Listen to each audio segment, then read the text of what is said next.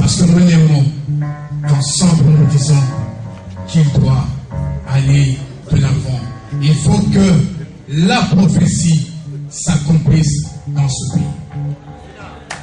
Le 4 janvier 2011, le prophète de l'Éternel, Paul Joseph Mukungubila, a réuni en sa résidence à Mbinzama Campagne un aéropage d'invités de toute obédience dans une grande fête organisée sur ordre de l'Éternel Dieu créateur en mémoire de martyrs de l'indépendance de notre pays. Comme il a toujours été de coutume pour nous, l'Assemblée a toujours préparé un discours par rapport à l'événement. J'ai intitulé ce discours « La fête du pays ». Cette fête, la fête du pays, n'est autre que la fête du cinquantenaire ou fête du jubilé, fête de tradition divine érigée en loi pour le relâchement des esclaves et s'appliquant aussi bien aux esclaves qu'à leurs maîtres. Je crois qu'il est important qu'avant que je ne me prononce devant cette majesté divine, il faudrait que vous puissiez savoir que le combat que j'ai mené depuis le bas âge jusqu'à ce jour a été un combat qui m'a fait souffrir. Et au travers de cela, tout cela que l'Éternel Dieu avait attiré vers lui et qui ont cru au message dont je suis porteur, il y en a d'autres qui ont pu payer de leur vie. C'est la raison pour laquelle je ne pourrais pas prier sans penser à eux. Raison pour laquelle j'ai demandé à cette assistance ce soir d'observer d'abord 1 minute de silence pour tous ceux-là qui ont payé de leur vie et notamment le bien-aimé Gabi qui nous a laissés. Au prophète Paul Joseph Mukungubila de révéler que cette soirée est dédiée à tous ceux qui ont versé leur sang pour la véritable libération de ce peuple. Le dernier en date, selon le prophète Gabriel Lapi, dont le sang a été répandu le 11 mai 2010 sur l'avenue Bokoro à Kitambo. Au moment où les colonisateurs avaient accepté de pouvoir nous rendre la liberté, c'est la date qui nous est restée, donc c'est mémorable, où nous nous souvenons de ceux qui avaient accepté de pouvoir répandre de leur sang, afin que cela puisse nous accorder au moins la liberté. Ce sang-là est resté réclamé depuis 1959, c'était le 4 janvier. Vous savez que nous n'avons pas bénéficié de cette indépendance, malgré que le colonisateur est cédé. Une année après, on a proclamé l'indépendance du Congo, mais cela n'a pas suffi. Pour la réparation, seule l'œuvre du souverain sacrificateur choisi par le Dieu créateur pourra réconcilier les morts avec les vivants. Aujourd'hui, le réconciliateur s'est levé. Quand Dieu m'a demandé de pouvoir me rendre à Kabalo, j'avais refusé dans le premier temps. Moi, je dis non. Et l'Éternel Dieu qui dit, c'est très important que tu te rendes là-bas. Et c'est comme ça que j'avais cédé et j'ai accepté. Vous m'avez accompagné, vous de la presse, jusqu'à là-bas.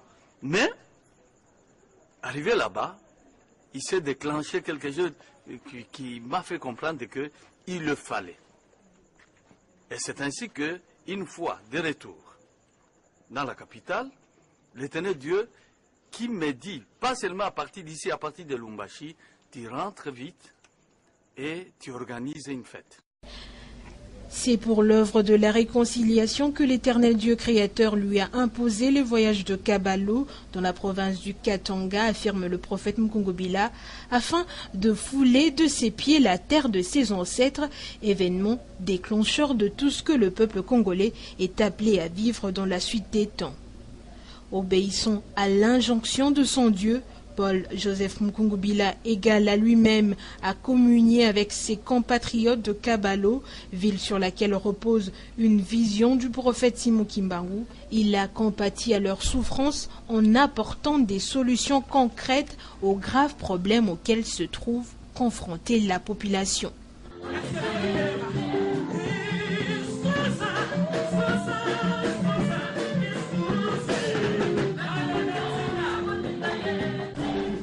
Les réjouissances se sont poursuivies jusqu'aux petites heures au son de la musique chrétienne, scandée par Laure Mbongo, Mireille Mbayo, José Nzita et Benjamin Moulaja. Le tout ponctué d'éclats de rire provoqués par nos talentueux artistes comédiens. À elle seule, la soirée n'était pas suffisante. Le clou, c'est le cantique Les Awatanda, dédié à tous les martyrs de la véritable indépendance de notre pays.